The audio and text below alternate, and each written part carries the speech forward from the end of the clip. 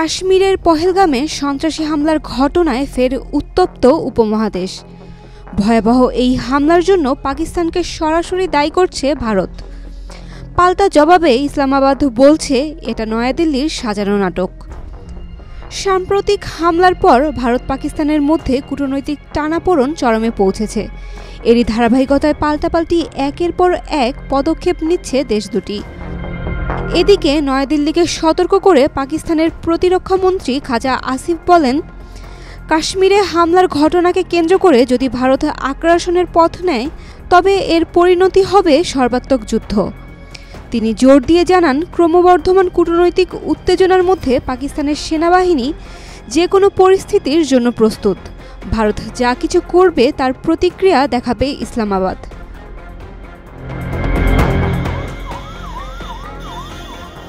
এদিকে পহেলগামে হামলার পর সিন্ধু পানি চুক্তি স্থগিত করার ঘোষণা দেয় ভারত। এর জবাবে এ পদক্ষেপকে পাকিস্তান যুদ্ধের মতো তৎপরতা হিসেবে বিবেচনা করছে। সিন্ধু পানি চুক্তি যদি ভারতের পক্ষ থেকে একতরফাভাবে স্থগিত করা হয় তবে সেটিকে যুদ্ধের ঘোষণা হিসেবে গণ্য করা হবে এবং পাকিস্তান তার অধিকার রক্ষা করতে সর্বোচ্চ শক্তি প্রয়োগ করবে বলে জানিয়েছে ইসলামাবাদ।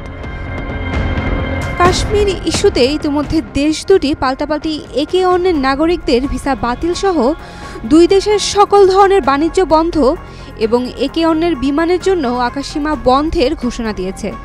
এর আগে দিল্লিতে পাকিস্তানের হাইকমিশনে নিযুক্ত সব সামরিক, নৌ ও বিমান উপদেষ্টাকে বহিষ্কারের ঘোষণা দেয় ভারত।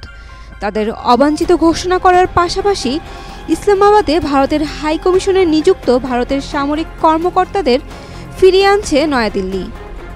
এর জবাবে ভারতীয় দূতাবাসের সদস্য সংখ্যা কমানো, পাকিস্তানের আকাশসীমা ভারতীয় বিমানের জন্য বন্ধ করা এবং ভারতীয় নাগরিকদের জন্য ভিসা ব্যবস্থা বাতিল করেছে ইসলামাবাদ।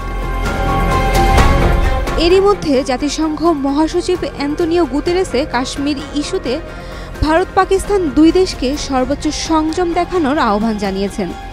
এখন ইসলামাবাদ ও নয়াদিল্লির উত্তেজনা ঠিক কোথায় গিয়ে গড়ায় তাই এখন দেখার বিষয়। সাইমা আক্তার, ডেইলি সান।